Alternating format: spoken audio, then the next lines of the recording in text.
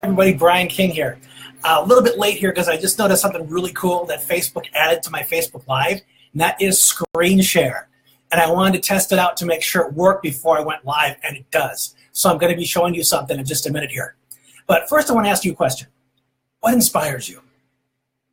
Is it a certain person that you look up to? Is it a place like a park, a nature trail? Is it a thing, something that's on your wall like a picture? A favorite book that you look at the cover and it just moves you because you know what's in it. What inspires you? Now, feel free and share that with me because I'd like to know what lights other people up. I find inspiration anywhere I go, as much as possible, especially on those difficult days where things are hurting or I'm just really tired and I want to keep my mood positive. So I listen to people talk.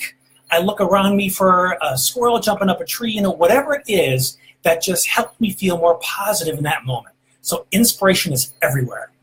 And there's one place in particular that I like to find inspiration, that's movies, especially superhero movies. Ever since I was a kid, I love the idea of being a superhero. Now, one in particular that I want to highlight here is Thor. If you're not familiar with him, he's a Norse god. He has his mighty hammer, Mjolnir, that he uses to beat the crap out of the bad guys. He spins it and makes them fly, and he creates thunderclouds and all this fun stuff. And if you've ever seen the movies, he's always dropping wisdom from Norse mythology. But I think that it's really lost on the audience. Hey there, Betsy. Thanks for tuning in. Because he just kind of glosses over it. But I have a very curious mind. And I love mythology. I love stories. So whenever he would drop a term that I didn't know, I would get really curious and I would want to research it and see what it was about. And in one case, he started talking about Yggdrasil. Let me try that again. Yggdrasil. It doesn't even have a phonetic spelling, okay? And what Yggdrasil is, it's the tree of life. It's that invisible tree that has roots and branches reaching out throughout the universe, and it connects everything. And to me, that is such a profound image. The idea that everything is connected.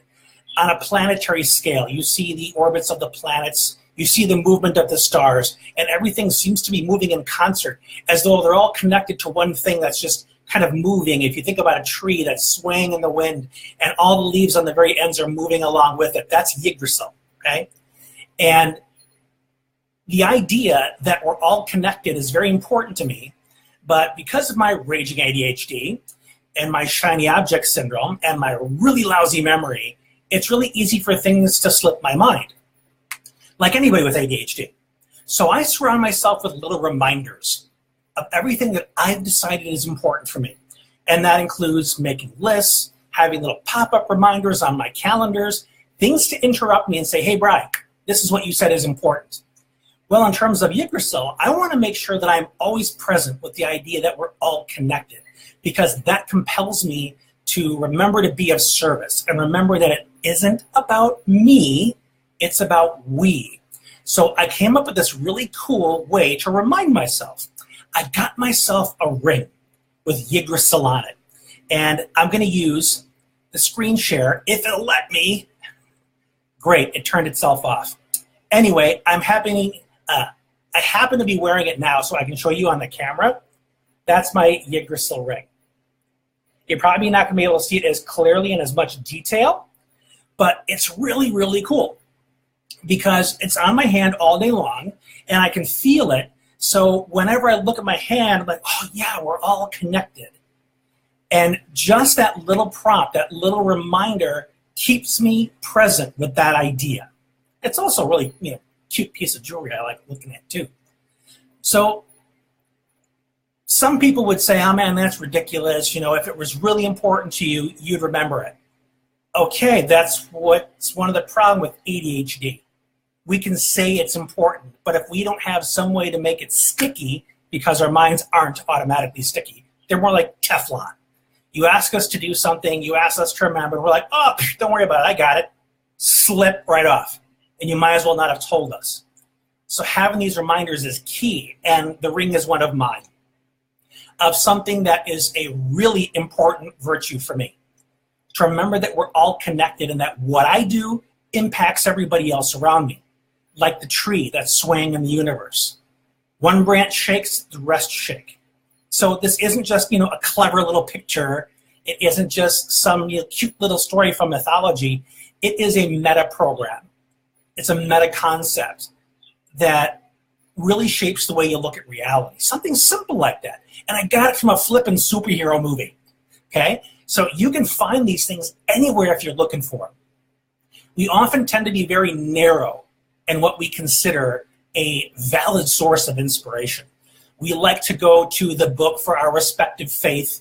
We like to read up on a renowned philosopher because somewhere along the way we were told this person's thinking is credible. What about your own?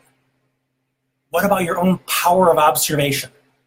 The simple things around you that remind you that there is life going on, that there is happiness to be found in those little moments, that there are very unique and clever ways to remind yourself of the things that are important.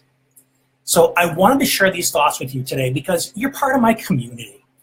I've spent years building this community on Facebook, and one thing I know about you is that one of the reasons you come here is because you feel connected when you're here. And if you don't, chances are it's because you're not participating a lot, you're new to it, or I'm missing something. So if I'm missing something, let me know, because I want to include you. I don't want you to ever feel alone in my community because we are in this together. We're here to support one another.